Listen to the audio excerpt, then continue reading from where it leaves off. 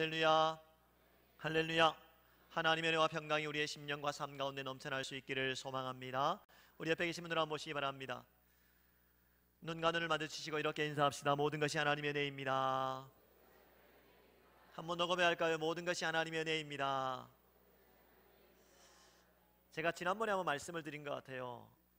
우리 오후 예배 드릴 때만큼은 옆에 누군가 있었으면 좋겠어요. 혼자 앉아서 이야기 못하는 그런 예배가 아니라 옆 사람과 더불어서 이야기를 하고 옆 사람과 더불어 축복하는 그런 예배를 드리는 시간이 되었으면 좋겠습니다. 다음 주부터 내 옆에 누구를 데려와 앉히십시오. 반대로 누군가 내 옆에 없으면 내가 어떻게 해줘야 될까요? 내가 보니까 누군가 혼자 앉아 있어요. 어떻게 하죠? 그 옆에 가십시오. 그리고 그 옆에서 함께 앉아서 예배를 드리면서 서로가 서로를 축복하고 서로가 서로를 위해서 건면하는 그런 아름다운 공동체적 예배를 드리는 우리의 모임이 될 수 있기를 소망합니다. 권사님 너무 감사합니다. 설명을 하고 있는데 혼자 앉아 계시는 게 조금 그러신지 바로 움직이시는 것 같아요. 그런 의미에서 옆 사람을 한번 더 보시기 바랍니다. 그리고 옆 사람과 눈 마주치면서 이렇게 인사합시다. 모든 것이 하나님의 은혜입니다. 하나님의 은혜 속의 삶을 살아갈 수 있기를 소망합니다. 우리가 이 땅의 삶을 살아가면서 어떤 목적을 가지고 삶을 살아가십니까? 하나님께서 나를 부르셨다는 것을 인정합니다. 내 마음속에 예수 그리스도를 믿는 믿음을 주셨음을 고백합니다. 그 믿음 때문에 우리는 이곳에 와서 예배를 드립니다. 특별히 오전 예배를 드리고 난 이후에 집으로 돌아갈 수 있습니다. 이것저것 하는 가운데 바쁜 일상으로 돌아가서 내게 맡겨진 일들을 감당할 수도 있습니다. 그런데 우리는 집으로 가지 않고 여기에 와서 예배를 드리고 있습니까? 옆 사람의 눈 때문에? 아닙니다. 나를 만나기를 원하시는 하나님과 인격적인 만남의 은혜가 이곳에 예비되어져 있기 때문에 우리는 이곳에 와서 예배를 드리고 있습니다. 그러면 예배를 드리고 난 뒤에 세상으로 돌아가서 삶을 살아갈 때 우리는 어떤 목적을 가지고 삶을 살아가야 할까요? 예배당 올 때는 분명한 목적이 있었습니다. 하나님께 예배를 드림으로 말미암아 내 예배를 받으시는 하나님께서 내게 찾아오셔서 나와 만나 주고자 하는 목적, 내가 이곳에 오기 전에 나를 부르시고 나를 만나기 위해서 먼저 와 계시는 하나님과 인격적인 만남이 있는 예배를 드리기 위해서 이곳에 우리는 왔습니다. 맞습니까? 맞습니까? 우리는 사람을 보러 온 것이 아닙니다. 죄송합니다. 좋은 설교를 듣기 위해서 온 것도 아닙니다. 오늘 찬양대 찬양 정말 좋았는데 좋은 찬양을 듣기 위해서 온 것도 아닙니다. 봉사하기 위해서 온 것도 아닙니다. 헌금을 드리기 위해서 온 것도 아닙니다. 예배를 드리기 위해서 온 것도 아닙니다. 예배를 드리는 목적이 무엇입니까? 예배를 드리는 목적은 한 가지입니다. 내가 드리는 예배를 통해서 영광 받으시는 하나님께서 그 예배를 통해서 나와 만나는 그 목적, 그것이 우리의 유일한 예배의 목적이 되어지고 교회를 오는 목적이 될 수 있기를 소망합니다. 그 은혜를 따라서, 목적을 따라서 하나님과 만나고 난 이후에 이제 예배를 끝내고 세상으로 돌아갑니다. 주일 낮 예배를 드리고 돌아가던, 주일 저녁 예배까지, 오후 예배까지 드리고 돌아가던, 수요 예배 와서 참석을 하고 심야기도에 와서 참석을 하고 새벽기도에 와서 예배를 드리던 어떤 것이든지 상관없이 그 예배를 통해서 하나님께서 나를 만나 주셨어요. 그 만나고 난 이후에 내가 삶으로 돌아갈 때 삶에서 가져야 할 목적은 무엇일까요? 하나님께서 나를 왜 부르셨고, 하나님께서 수많은 사람 가운데 왜 나를 선택하셨고, 내게 예수 그리스도를 믿는 믿음을 주셨고, 왜 이 땅 가운데 이런 현실 가운데 삶을 살아가도록 만드셨을까요? 그 첫 번째 목적은 그리스도 예수의 주 되신 것을 전파되는 것이 되어야 한다라고 성경이 우리에게 말씀해 주고 있습니다. 함께 보았던 말씀 가운데 5절 말씀을 보시기 바랍니다. 5절 말씀에 우리는 우리를 전파하는 것이 아니라 오직 그리스도 예수의 주 되신 것과 라고 말씀하고 있습니다. 사도 바울이 고린도 교회를 향하여 두 번째 편지를 쓰면서 우리가 이 땅의 삶을 살아가는 목적이 무엇이냐, 우리가 이 땅의 삶을 살아가면서 우리가 전파되는 것이 목적이 아니다라고 이야기를 합니다. 이 이야기가 무엇이냐? 우리가 이 땅의 삶을 살면서 내게 맡겨진 업이라는 것이 있습니다. 내게 맡겨진 일이라는 것이 있습니다. 내게 주어진 책무와 책임이 있습니다. 세상에서 그것을 행해 나아갈 때 그것을 잘 이룸으로, 그것을 온전히 성취함으로 말미암아 내 이름이 전파되는 것이 목적이 아니라는 겁니다. 내게 맡겨진 일들을 잘 감당함으로 회사에서 인정받습니다. 열심을 다해서 승진합니다. 승진함으로 말미암아 많은 월급을 받아서 많은 것을 영위하고 많은 것들을 누리기 위해서 내 이름을 높이기 위해서 삶을 살아가라고 하나님께서 우리에게 목적을 부여한 것이 아니라, 우리가 삶을 살아가는 현장 가운데 오직 그리스도 예수의 주 되신 것, 하나님만이 나의 삶의 주인 되시는 것, 내가 삶을 살아가면서 수고하고 애씀으로 말미암아 그것이 아름다운 성공을 이루었다 할지라도 내 이름이 영광받는 것이 아니라 오직 나의 주인 되신 분이 누구이냐? 예수 그리스도가 오직 나의 주인 되신다는 것을 전파하는 것이 목적이 되어야 한다라는 사실입니다. 우리가 이 땅의 삶을 살면서 내가 수고하는 것 하지 말라는 이야기가 아닙니다. 내게 맡겨진 일 최선을 다하고 열심을 다해서 성공하고 사람들에게 칭찬받고 인정받아서 더 높은 자리로 올라가지 말라는 이야기가 아닙니다. 우리는 당연히 그렇게 되어야 합니다. 내게 맡겨진 일 수고해야 되고 애쓰고 노력함으로 말미암아 다른 사람들에게 인정받을 뿐만 아니라 다른 사람들보다 더 높은 자리에 올라가야 됩니다. 더 많은 것들을 누려야 합니다. 하지만 그 이면에 그것을 이루고자 하는 진정한 목적이 무엇이냐? 그 일을 통해서 내 이름이 높아지고 내 이름이 영광받고 내 이름이 전파되는 것이 아니라 오직 예수 그리스도의 주인 되시는 것, 이 모든 것이 누가 하신 것이라고요? 주님이 하신 것이라고. 내 노력이 아니라 주님의 은혜라고. 내가 수고하고 내가 애썼지만 내가 수고하고 애씀으로 말미암아 이것을 얻은 것이 아니라 나의 주신 주인 되신 주님께서 내게 은혜를 공급해 주심으로 말미암아 하나님께서 모든 것을 이루어 주셨습니다 라는 것이 전파되는 것이 오직 목적이 되어야 한다라는 사실입니다. 옆 사람은 보시기 바랍니다. 이렇게 인사합시다. 당신의 삶의 목적이 오직 주 예수 그리스도가 주인 되시는 것이 되기를 원합니다. 잘 되어야 합니다. 우리 이 땅의 삶을 살아가면서 양해하고 들으시기 바랍니다. 부자 되시기를 소망합니다. 이건 따라하라는 말 해주셨는데 다 따라 하시는 것 같아요. 옆 사람 보고 한번 할까요? 옆 사람 보십시오. 부자 되기를 원합니다. 건강하시기를 원합니다. 복을 받기를 원합니다. 할렐루야. 그런 목적이 무엇일까요? 내 이름이 높아지고 내 이름이 자랑스러워지는 것이 아니라 오직 그리스도 예수께서 주인 되심으로 말미암아 주님께서 이렇게 해주셨다고, 예수님께서 이런 은혜를 베풀어 주셨다라고 증거하는 우리의 삶의 목적이 될 수 있기를 소망합니다. 두 번째로 우리의 삶의 목적이 무엇이 되어야 하냐면요, 예수를 위해서 종이 된 것을 전파하는 것이 되어야 한다라는 사실입니다. 함께 보았던 말씀 가운데 5절 말씀을 계속해서 보시면 또 예수를 위하여 우리가 너희의 종된 것을 전파함이라 라고 말씀합니다. 오직 예수 그리스도를 위해서 우리가 너희의 종된 것을 전파함이라. 이 세상에서 낮아지기를 원하는 사람이 있을까요? 이 세상에서 손해보면서 삶을 살아가기를 원하는 사람이 있을까요? 있습니다. 있더라고요. 그런데 그런 사람들이 많지는 않습니다. 특별히 삶을 살아가는 사람들 중에 다른 사람보다 낮아지기를 원하고 다른 사람보다 손해보면서 삶을 살아가는 사람들이 있더라고요. 하지만 대부분의 사람들은요,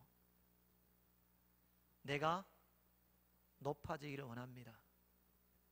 내가 다른 사람들보다 많은 것을 소유하기를 원합니다. 내가 다른 사람들에게 조금 더 인정받기를 원하는 것이 우리 사람의 마음입니다. 여기 계신 우리 성도님들은 어떻습니까? 나보다 옆 사람이 더 잘 되기를 원하십니까? 솔직하게. 나보다 옆 사람이 부자 되기를 원하십니까? 나보다 옆 사람이 건강하기를 원하십니까? 그래도 여기는 고개를 끄덕이면서 그럴 수 있다라고 이야기합니다. 이 질문을 한번 던지겠습니다. 내 자녀가 옆 사람의 자녀보다 더 못되기를 원하십니까? 내 자녀가 옆에 있는 자녀보다 건강하지 못하기를 원하십니까? 나는 그렇게 할 수 있어요. 하지만 내 자녀를 가지고 이야기하면요, 절대 양보를 못해요. 나는 그것을 인내하고 감내할 수 있지만 내 자녀를 가지고 이야기할 때는요, 결코 그것에 대해서 양보할 수 없고 낮아지는 자리에 있으라고 강요할 수 없고 조금 더 높았으면 좋겠다라고, 조금 더 많은 것들을 가졌으면 좋겠다라고 생각하는 것이 우리입니다. 그런데 오늘 사도 바울은 고린도후서를 통해서 고린도 교회와 오늘을 살아가는 우리에게 우리가 이 땅의 삶을 살아가는 진정한 목적이 무엇이냐? 너희의 종된 것을 전파함이라. 무엇을 위해서? 예수 그리스도를 위해서, 하나님의 영광이라는 목적을 위해서 조금 더 희생하고, 하나님께서 기뻐하는 것이라면 낮아지는 자리에 있고, 하나님의 영광이 드러나는 것인다면 다른 사람을 섬기는 자리에 있는 그 사실에 대해서 전파하는 것이 목적이 되어야 한다라는 것입니다. 내가 무엇인가 조금 더 얻기 위해서 낮아지라는 것이 아닙니다. 그 사람을 통해서 얻을 것이 있기 때문에 그 사람 앞에서 비굴한 모습으로 낮아지라는 것이 아닙니다. 그 사람을 통해서 내가 성취해야 될 것이 있기 때문에 그 사람에게 종된 자의 모습으로 삶을 살아가는 것이 목적이 되어서는 안 된다라고 말씀합니다. 오직 예수 그리스도를 위해서, 오직 예수 그리스도를 위해서, 예수 그리스도의 복음과 하나님의 나라와 하나님의 영광이 드러나는 일이라면 나는 종된 자리에까지 내려갈 수 있어야 되고, 희생하는 자리에까지 내려갈 수 있어야 되고, 섬기는 자리에까지 이룰 수 있는 것이 삶의 목적이 되어야 하는 것입니다. 그렇다면 예수 그리스도의 주 되신 것과 예수를 위해서 종된 것을 전파하기 위해서 우리는 어떤 삶을 살아가야 할까요? 아무렇게나 막 산다 해서 우리의 삶을 통해서 예수 그리스도가 주인 되는 것이 그들에게 전파되는 것이 아닙니다. 우리가 아무렇게 기준 없이 삶을 살아간다 해서 예수 그리스도를 위해서 종이 되었다는 것을 전파되어지는 것이 아닙니다.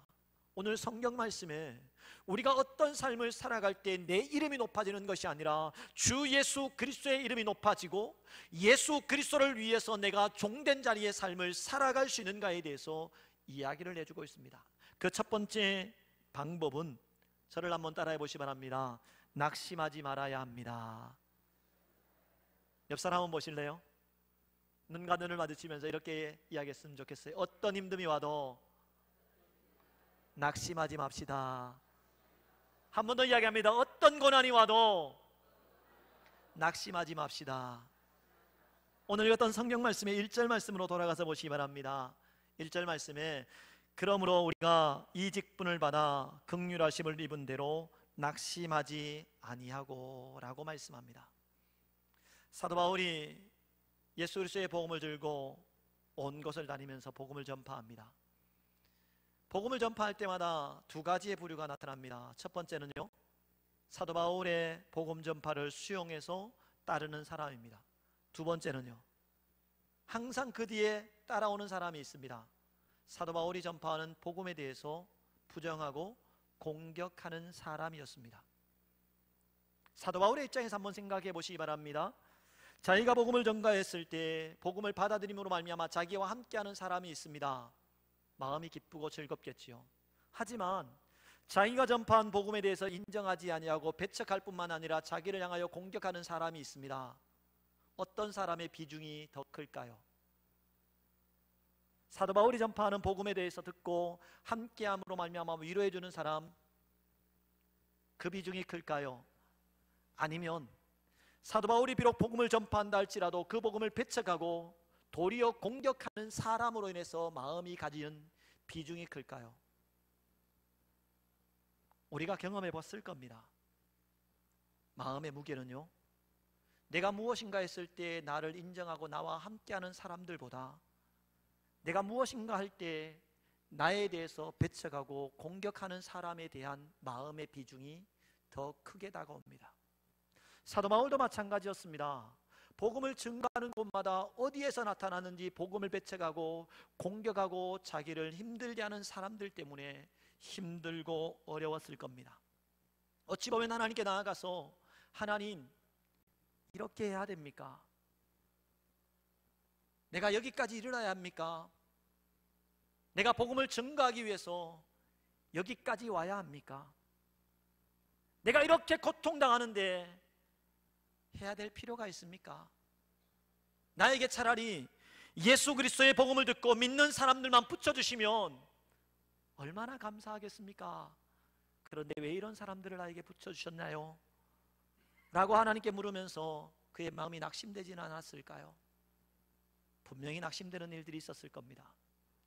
그럼에도 불구하고 1절 말씀에 우리가 이 직분을 받아 긍휼하심을 입은 대로 낙심하지 아니하고, 낙심할 수밖에 없는 일들이 있고 낙심할 수밖에 없는 사건들이 사도 바울을 찾아와 짓누르고 있고, 고린도 교회 안에 일어나는 수많은 일들을 통해서 고린도의 성도들이 힘들고 어려움의 자리에 들어가 예수 그리스도를 믿는 것조차 포기할 수밖에 없는 그런 낙심된 자리에 이르렀을 때 사도 바울은 낙심하지 아니해야, 그 수많은 어려움과 역경이 있다 할지라도 낙심하지 아니하고 인내하고 견디어 나가야만이 나를 통해서 예수님이 주인 되심과 주를 위해서 내가 종되었다는 사실이 전파될 것이라고 말씀하고 있습니다. 사랑하는 성도 여러분, 예수님 믿는 거 쉬우신가요? 예수님 믿는 거 쉬우세요? 아니에요. 예수님 믿는 거 쉬워야 돼요. 예수님 믿는 거 어려우세요? 예수님 믿는 거 쉬우세요? 어려우세요? 갑자기 예수님 믿는 것은 쉽습니다. 왜냐? 예수님 믿는 건요, 내 힘으로 되어지는 것이 아니거든요. 예수님 믿는 것은 하나님께서 내 마음 가운데 찾아오셔서 하나님의 성령을 통해서 나도 모르게 내 마음에 인정되어지고 나도 모르게 예수 그리스도를 믿노라고 고백하기에 하나님께서 만들어가기 때문에 예수님 믿는 것은 쉽습니다. 그런데 어려운 것이 있습니다. 예수님 믿는 사람답게 살아가는 겁니다. 다시 한번 묻겠습니다. 예수님 믿는 거 쉽습니까? 쉽습니다. 예수님 믿는 것은 쉽습니다. 하지만 예수님 믿음으로 삶을 살아가는 것은 절대 쉽지 않습니다. 더군다나 우리가 교회라는 공간 안에만 있으면 그래도 예수님 믿는 사람답게 삶을 살아가는 것 가능합니다. 조금만 포장하면 되니까. 힘들고 어려운 거 있을 때 웃는 얼굴로 조금만 포장하면 예수님 믿는 사람들처럼 살아가는 것 충분히 가능합니다. 하지만 저 문을 열고 세상으로 돌아가서 예수 그리스도를 알지 못하는 사람들 속에서 삶을 살아가면서 예수 그리스도를 믿는 사람답게 삶을 살아가는 것은 전쟁입니다. 예수님 믿는 사람답게 살아갈 때 아픔이라는 것이 찾아옵니다. 손해가 찾아옵니다. 고통이 찾아옵니다. 그럴 때 사랑하는 성도 여러분, 낙심하지 않기를 소망합니다. 어떤 힘듦이 있어도, 어떤 고난이 있어도 낙심하지 않고 견디고 이겨내는 아름다운 역사가 있기를 소망합니다. 두 번째로, 우리를 통해서 예수 그리스도의 주인 되심과 예수를 위하여 종된 것이 전파되도록 만드는 삶을 살아가기 위해서는요, 저를 한번 따라해 보시면 합니다. 정직해야 합니다. 하나님의 말씀이 그렇게 이야기를 합니다. 오늘 어떤 말씀 가운데 2절 말씀을 보시면, 이에 숨은 부끄러움의 일을 버리고 속임으로 행하지 아니하며 라고 이야기를 하고 있습니다. 이에 우리가 이 땅의 삶을 살아가는 가운데 하나님께서 원하시는 대로 낙심하지 아니하도록 만들기 위해서, 그 낙심하지 않도록 만들기 위해서 우리는 숨은 부끄러움의 일을 버리고 속임으로 행하지 아니해야 된다. 제가 좀 전에 이런 이야기를 했습니다. 교회 안에 그리스도인의 삶을 살아갈 때 가능하다고. 왜냐? 조금만 포장하면 되거든요. 세상 속의 삶을 알까요, 모를까요? 옆 사람 한번 보십시오. 오늘 왜 제가 자꾸 이야기를 하냐면, 좋으시는 분들이 좀 있어 그렇습니다. 좋으시는 분 있으면 계속해서 시켜야 됩니다. 그래야 잠을 깨니까요. 옆 사람 보면서 이렇게 이야기합시다. 당신이 어제 행한 일을 나는 알고 있습니다.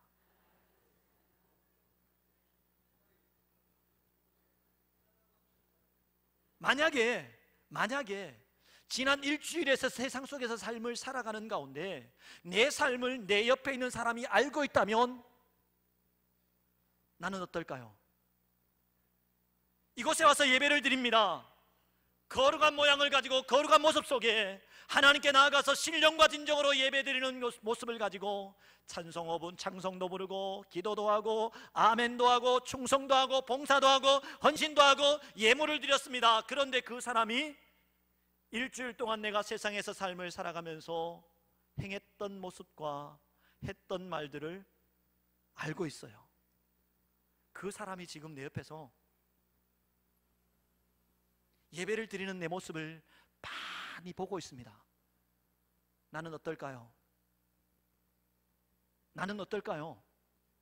거룩한 모습으로 앉아 있을 수 있을까요? 신령한 모습처럼 예배를 드릴 수 있을까요? 아니요. 한 사람만이라도 내 그 숨겨진 비밀과 거짓된 행위를 아는 사람이 한 명만 있어도 부끄러워서 예배를 못 드립니다. 하나님은요?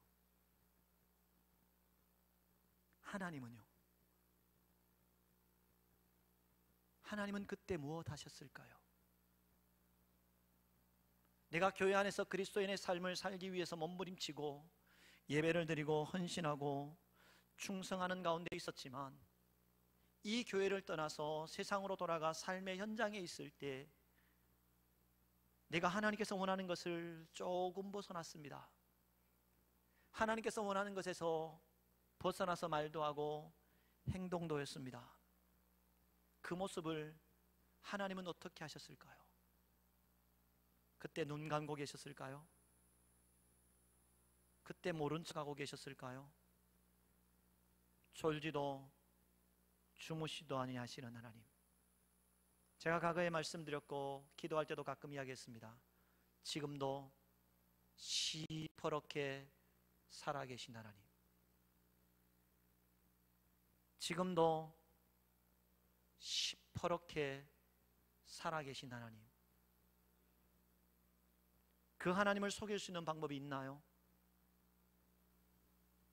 그 하나님 앞에서 거짓으로 꾸밀 방법이 있나요? 없습니다. 그렇기에 하나님께서 우리에게 요청하는 것이 무엇이냐? 우리가 이 땅의 삶을 살아가면서 우리를 통해서 예수 그리스도의 주인 되신 것과 예수 그리스도를 위하여 우리가 종된 것이 전파되기를 원한다면, 교회 안에서만 그리스도인의 삶을 살아가는 것이 아니라 언제나 어디에서나 졸지도 주무시도 아니하시고 우리를 감찰하시는 하나님 앞에서 정직한 자의 삶을 살라고, 사랑하는 성도 여러분, 그 하나님 앞에서 정직한 자의 삶을 살아갈 수 있기를 소망합니다. 사람은 속일 수 있습니다. 사람 앞에서는 꾸밀 수 있습니다. 그러나 훗날 예수님께서 재림하시던 우리가 하나님께로 가든 우리가 그동안 삶을 살아오면서 숨은 부끄러운 일들, 속임으로 말하고 속임으로 행했던 모든 것들, 하나님은 알고 계십니다. 그 하나님 앞에서 진실한 행동을 하는 우리의 삶이 될 수 있기를 소망합니다. 세 번째로 우리가 어떤 삶을 살아갈 때 그런 일들이 있는가 하면요, 하나님의 말씀인 진리를 나타내어야 한다라고 말씀합니다. 2절 말씀을 계속해서 한번 보시기 바랍니다. 2절 말씀을 계속해서 보시면 하나님의 말씀을 혼잡하게 하지 아니하고 오직 진리를 나타내므로라고 말씀하고 있습니다. 우리가 이 땅의 삶을 살아가면서 우리를 통해서 예수 그리스도가 주인 되신 것과 우리가 사람들의 종 되었다라는 사실에 대해서 전파되기를 원한다면, 달리 말한다면 나로 인해서 아직도 예수 그리스도의 복음을 알지 못하는 사람들에게 예수 그리스도의 복음이 전파되어짐으로 말미암아 그들이 주님께로 돌아와 예수 그리스도를 믿는 믿음의 자리에 들어오도록 만들기를 원한다면, 혹시나 내 자녀들이 교회를 떠나 있을 때 그들이 나의 행위를 보고 주님께로 돌아와 예수 그리스도를 믿는 믿음이 회복되기를 원한다면, 우리가 이 땅의 삶을 살아가면서 하나님의 말씀을 혼잡하게 하지 아니하고 오직 진리를 나타내는 삶을 살아야 한다라고 이야기를 합니다. 세상 사람들은 이야기합니다. 이것이 옳다고. 하나님을 알지 못하는 사람들은 이야기합니다. 이것이 진리라고. 이렇게 행하는 것이 옳고 이렇게 하는 것이 옳다라고 사람들이 이야기합니다. 우리는 어떻게 이야기합니까? 사람들이 이야기하기 때문에 그것이 맞다라고 이야기하십니까? 사람들이 그렇게 분위기를 만들어가기 때문에 그것이 맞다라고 인정하시고 수용하십니까? 그렇다면 우리는 우리를 통해서 예수 그리스도의 주인 되심과 예수 그리스도를 위하여 우리가 종됐다는 사실을 전파하지 못할 겁니다.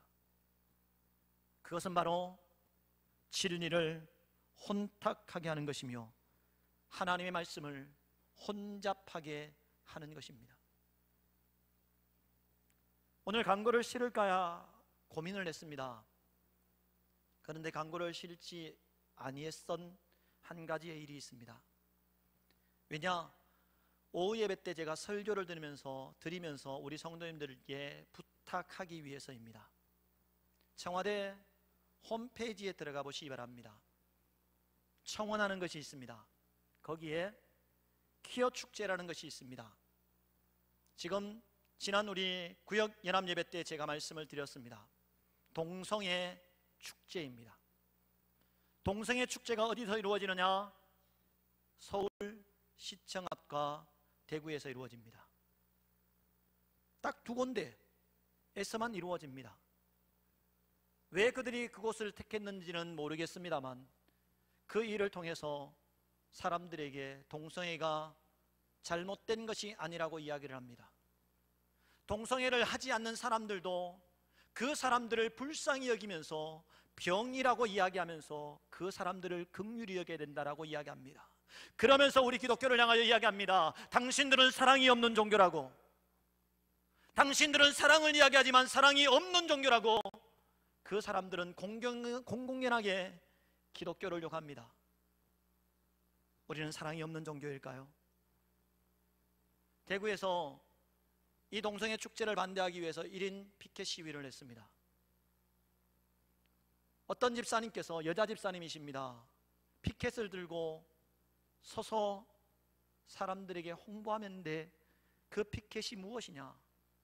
당신들을 사랑하기 때문에 동성애를 반대합니다. 사람들이 그렇게 이야기하기 때문에 우리는 그것이 진리가 아님에도 불구하고 받아들여야 되나요? 아닙니다. 그것을 받아들이는 순간 하나님의 말씀은 혼잡하게 되어지고 진리는 혼탁하게 되어져 무너지게 됩니다. 그래서 오늘 우리 성도님들께 부탁드립니다. 제가 어제 보니까 6만 3천 명 정도가 동의한다라고 체크를 해 놓으신 것 같더라고요. 오늘 주일날 많은 교회가 이 부분들을 강조를 했을 거고 설교 시간에 이야기하는 목사님들도 있을 겁니다. 그래서 오늘이 지나면 분명히 많은 사람들이 동의할 겁니다. 우리 여성교회 속해서 오후 예배를 드리는 성도 여러분, 청와대 홈페이지에 들어가셔서 퀴어 축제 반대에 동의해 주시기를 부탁드립니다. 되겠지 라고 그냥 있는 것이 옳은 것이 아닙니다. 하나님의 말씀을 가지고 진리가 혼탁해지고 진리가 혼잡해질 때 진정 하나님의 말씀이 무엇을 원하고 하나님께서 기뻐하는 것이 무엇인지 온전히 깨달아 그 말씀을 나타낼 때 우리를 통해서 예수 그리스도의 복음이 전파되어지고 우리를 통해서 수많은 사람들이 주님께로 돌아오는 아름다운 역사가 있게 되는 것입니다. 진리가 점점 무너지고 있습니다. 하나님의 말씀이 점점 혼잡해지고 있습니다. 제가 어제 토요일날 신방을 될 수 있으면 하지 않는데 한 곳에 신방을 하고 왔습니다. 우리 부교육자들과 신방을 하고 오다가 목사님이 운전을 하다가 진짜 크게 웃었습니다. 왜 웃었는가 하면요, 성락교회라고 들어보셨습니까? 성락교회, 김기동 2단의 베레아 성락교회입니다. 정상적인 기독교에서는 그들을 향하여 뭐라고 이야기하느냐? 2단이라고 이야기합니다. 그 교회를 지나왔습니다. 대형 현수막이 붙어 있습니다. 신천지 아웃. 신천지가 2단이니까 신천지는 자기 교회에 못 들어온대요.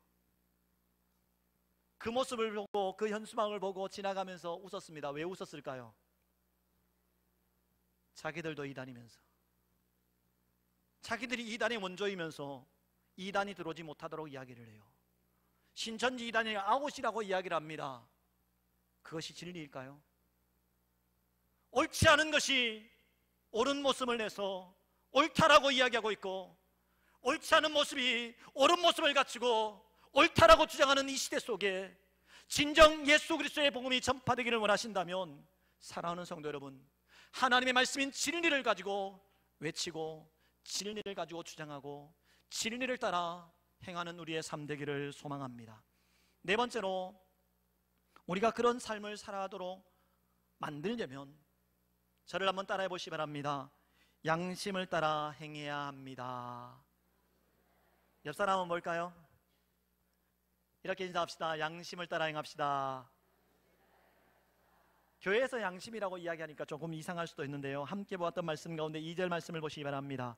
2절 말씀에 하나님 앞에서 각 사람의 양심에 대하여 스스로 추천하노라 라고 말씀하고 있죠.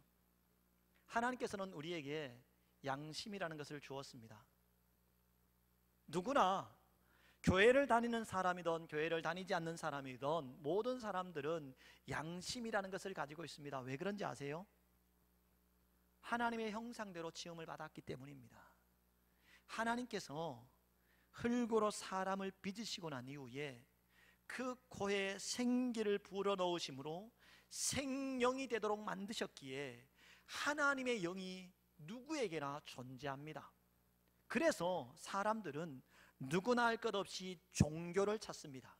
신적 존재를 찾습니다. 우리는 그 올바른 것을 알기 때문에 하나님이란 존재를 바라보고 가지만, 하나님을 알지 못하는 사람들은 세상 속에서 신을 찾고 세상 속에서 신을 구하고 그 신들 앞에 절하고 그 신 앞에 예배를 드리고 그 신이 기뻐하는 것을 위해서 행동하는 삶을 살아갑니다.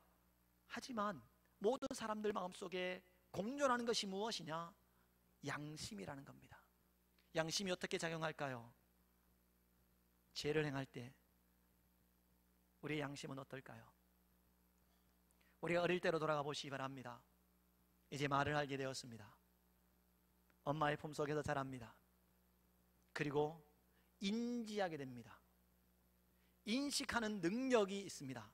내가 이 말을 하고 이 행동을 하면 어떤 결과가 나에게 돌아온다는 것을 생각할 때가 있습니다.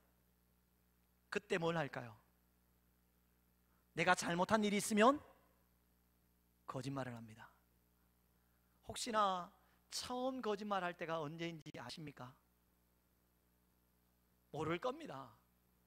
기억 속에 없으니까요. 하지만 그때 우리의 심장은 어땠을까요? 거짓말을 처음 할 때 이것이 드러나면 어떻게 될까 하는 마음의 심장은 요동칩니다. 이 심장을 숨기기 위해서 부단히 애쓰지만 부모님이 보면요, 거짓말하는 것 알고 있습니다. 왜 이 심장이 뛸까요? 그 어린아이에게도 양심이라는 것이 있기 때문에. 우리가 교회를 다니기 시작했습니다. 교회를 다니지 않을 때 이렇게도 행했고 저렇게도 했는데, 교회를 다니고 예수 그리스도를 믿노라고 고백하고 난 이후에, 하나님께서 원하는 자의 삶을 살아가겠노라고 결단하고 난 이후에 세상으로 돌아가서 삶을 살아가는데, 하나님의 말씀에 위배된 말과 하나님의 말씀에 위배된 행위를 해야 됩니다. 우리 심장은 어떨까요? 뛰기 시작할 겁니다. 왜요? 하나님께서 우리의 마음에 있는 양심을 통해서 우리에게 사인을 주기 때문에. 그런데 참으로 놀라운 일들이 납니다. 처음 잘못된 일을 행할 때는 심장이 뛰는데요, 두 번째 할 때는요 조금 덜 뜁니다.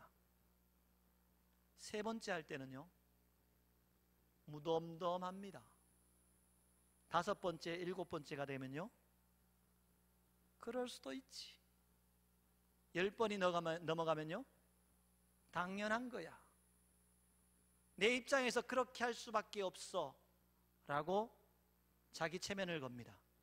왜? 양심이 화인 맞았기 때문에, 양심이 죽었기 때문에.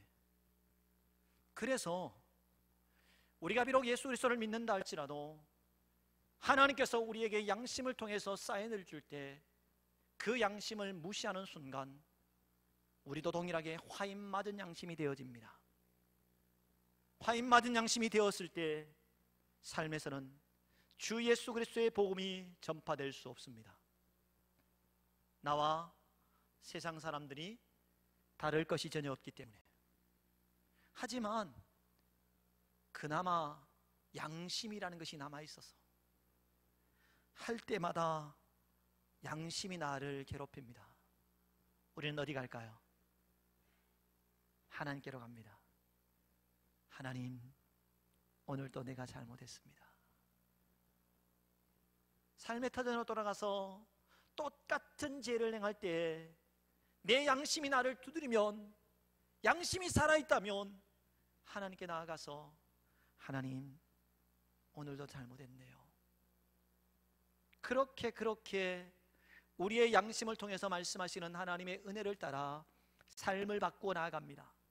그러면 훗날에 나를 바라보는 수많은 사람들이 저 사람 바뀌었다, 저 사람이 이상하다 라고 여겨지고, 그 일을 통해서 그 사람들에게 예수 그리스도의 복음이 전파되어지는 것입니다. 우리는 부모로서 자녀들에게 훈계합니다. 어떤 마음을 가지고 훈계하십니까? 내 자녀이기 때문에 훈계하지 않습니까?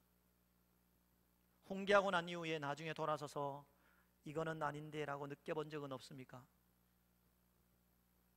그럼에도 불구하고 똑같은 일들을 자녀들에게 행하지는 않습니까? 그 자녀들은 상처를 받습니다. 그 자녀들은 아파합니다. 더군다나 교회를 다니는 집사님의 자녀라면, 양해하고 들으시 바랍니다. 목사의 새끼라면, 장로님의 자녀고 권사님의 자녀라면 상처를 받고 교회를 떠날 겁니다. 내가 내 마음속에 사인을 주는 하나님의 양심을 무시했기 때문에. 하지만 사랑하는 성도 여러분, 지금도 살아계셔서 우리에게 찾아오셔서 양심을 통해서 일러주는 하나님의 은혜를 경험할 수 있기를 소망합니다. 이곳에 그 은혜가 회복되어짐으로 말미암아 나로 인해서 떠났던 사람들이 돌아오고 아직도 예수 그리스도를 모르는 사람들이 주님께로 돌아오는 아름다운 역사가 있기를 소망합니다. 마지막으로 그런 일들이 우리의 삶 가운데 있도록 만들기 위해서는요, 하나님의 영광을 아는 빛을 계속해서 우리의 마음에 비추어야 한다라고 이야기를 합니다. 우리가 함께 모았던 말씀 가운데 6절 말씀을 보시기 바랍니다. 어두운 데에 빛이 비치라 말씀하셨던 그 하나님께서 예수 그리스도의 얼굴에 있는 하나님의 영광을 아는 빛을 우리 마음에 비추셨느니라 라고 말씀합니다. 하나님의 영광을 아는 빛을 우리의 마음에 비추셨다. 이 말씀은 과거의 어느 한 시점에 하나님께서 우리에게 찾아오셔서 예수 그리스도의 얼굴을 아는 하나님의 영광을 아는 빛을 한순간에 짠 하고 비추어 주고 떠나버린 것이 아닙니다. 과거의 어느 한순간에 하나님께서 우리에게 찾아오셔서 그리스도의 얼굴에 있는 하나님의 영광을 아는 빛을 알도록 비추어 주십니다. 그리고 그 빛이 끝난 것이 아니라 계속해서 오늘까지도 비추어지고 있습니다. 이 빛이 언제까지 비추어질까요? 내가 이 세상을 끝날 때까지, 내가 이 세상에서 떠날 때까지 하나님은 과거의 어느 시점에 내게 찾아오셔서 비추었던 빛을 계속해서 비추어 주십니다. 그것이 하나님의 은혜입니다. 그 하나님의 은혜가 있을 때 우리는 비로소 예수 그리스도를 믿는 사람답게 살아갈 수 있습니다. 하지만 안타깝게도 과거의 어느 시점에 내게 찾아오셔서 예수 그리스도의 얼굴에 있는 하나님의 영광을 아는 빛을 비추어 주었습니다. 그때 너무나 감격스러웠어요. 하나님의 영광을 봤습니다. 하나님의 은혜를 경험했습니다. 하나님이 나를 사랑하고 있다는 은혜를 깨달았습니다. 하나님 감사합니다. 눈물 콧물 다 흘리면서 하나님 사랑합니다 라고 했는데, 그 시간이 지나고 난 이후에 그 빛이 계속해서 비치지 않는다면, 그때는 우리를 통해서 그리스도의 영광이 드러나고 우리를 통해서 예수 그리스도의 복음이 전파되도록 만들어 갔을 겁니다. 하지만 그것이 과거의 어느 한 시점으로 끝나버린다면, 오늘은요, 오늘 내게 하나님의 영광을 아는 빛이 비추어지지 않는다면 예수 그리스도를 믿는 믿음이 없다는 것이 아닙니다. 예수 그리스도를 믿는 믿음은 존성합니다.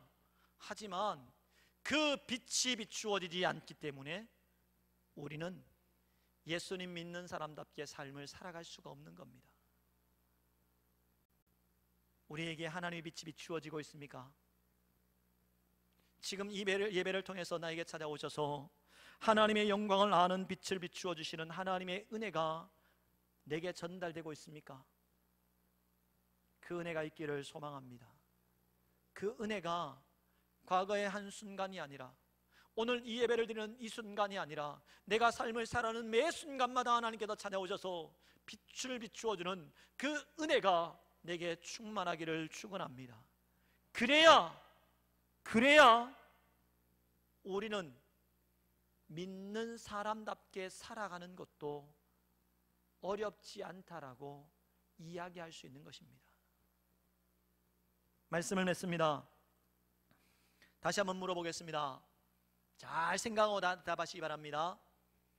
예수님 믿는 것 쉽습니까? 예수님 믿는 것 쉽습니까? 예수님 믿는 것 쉽다니까요. 어려운 것 아니에요. 내 거 아니니까, 하나님의 선물이니까. 예수 믿는 것 쉽습니까? 쉽습니다. 그렇다면 또 하나 묻겠습니다. 예수 그리스도를 믿는 사람답게 살아가는 것 쉬울까요? 쉬울까요? 어렵다라고 안 됩니다.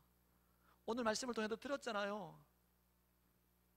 나는 할 수 없습니다. 나는 불가능합니다. 하지만 하나님께서 오늘 우리에게 주시는 은혜를 따라 낙심하지 마십시오. 하나님께서 우리를 감찰하고 계시는 그것을 인식하면서 어디에서나 정직하게 행하려고 몸부림치십시오. 비진리가 난무한 이 세상 속에 하나님의 말씀인 진리를 누리기 위해서 충성하십시오. 양심을 따라 내게 은혜를 베풀어 주시는 하나님의 은혜에 민감하시고, 지금도 내게 찾아오셔서 빛을 비추어 주시는 그 하나님과 인격적인 만남의 은혜를 가지시기를 소망합니다. 그렇게 되어지면 삶은요, 따라오는 겁니다. 내가 예수 그리스도를 믿는 사람답게 살아가기 위해서 몸부림치는 것이 아닙니다. 예수 그리스도를 믿는 사람답게 살아가야 된다라고 노력하는 것도 아닙니다.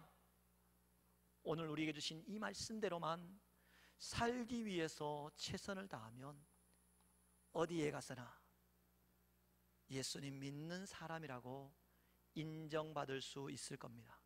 마지막으로 옆 사람 한번 보십시오. 이렇게 인사합시다. 당신은 예수 그리스도를 믿는 사람입니다. 한 번 더 인사할까요? 당신은 예수 그리스도를 믿는 사람입니다. 계속해서 따라합니다. 예수님 믿는 사람답게 교회에서나 교회 밖에서 살아갑시다. 기도하겠습니다.